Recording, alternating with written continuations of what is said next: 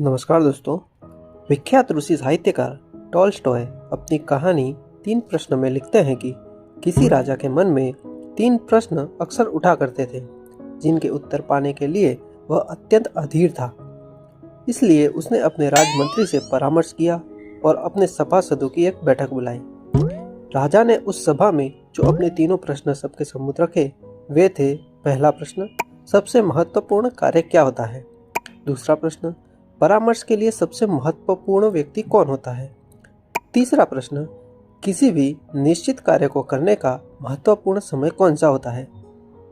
कोई भी राजा के प्रश्नों का संतोषकारक उत्तर न दे पाया, लेकिन उस सभा में राजा को एक ऐसे सन्यासी के बारे में पता चला जो सुदूर जंगल में एक कुटिया में रहते थे और सबकी जिज्ञासा का समाधान करने में समर्थ थे।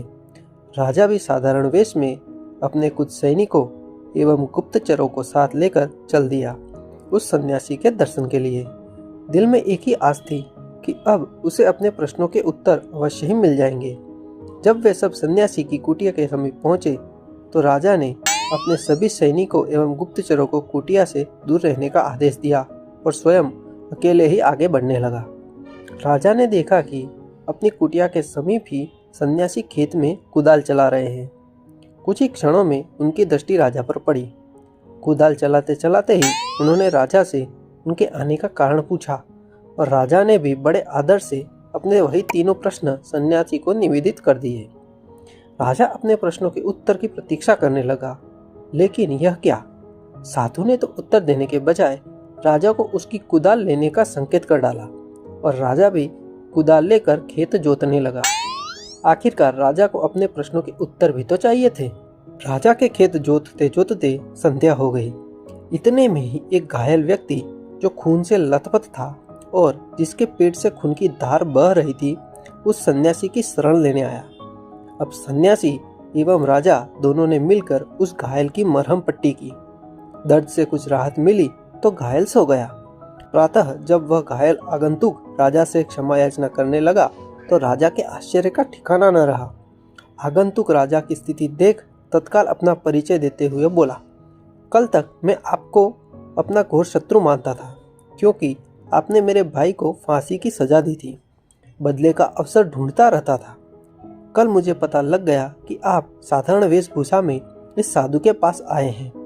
आपको मारने के उद्देश्य से मैं यहाँ आया था और एक झाड़ी के पीछे छिपकर बैठा था, लेकिन आपके गुप्तचर मुझे पहचान गए और घातक हथियारों से मुझे चोट पहुंचाई, लेकिन आपने अपना शत्रु होने के बावजूद भी मेरे प्राणों की रक्षा की।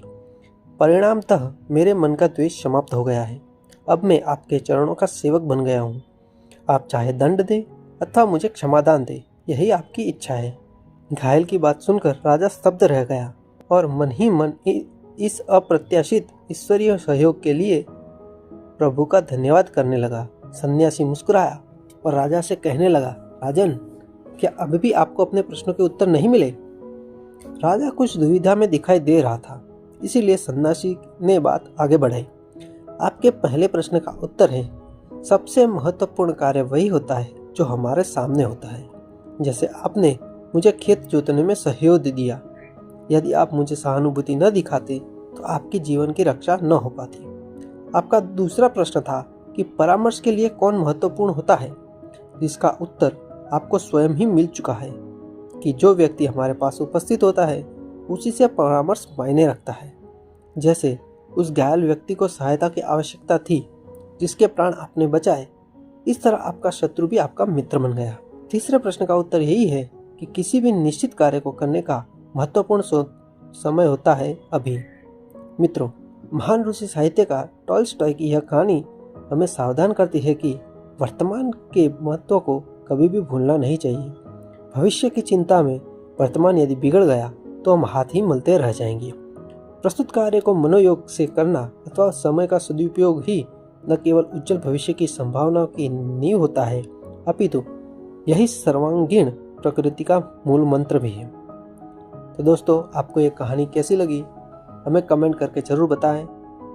वीडियो को लाइक करें और चैनल को सब्सक्राइब जरूर करें। तो मिलते हैं अगली वीडियो में एक नई कहानी और एक नई शिक्षा के साथ। तब तक के लिए अलविदा।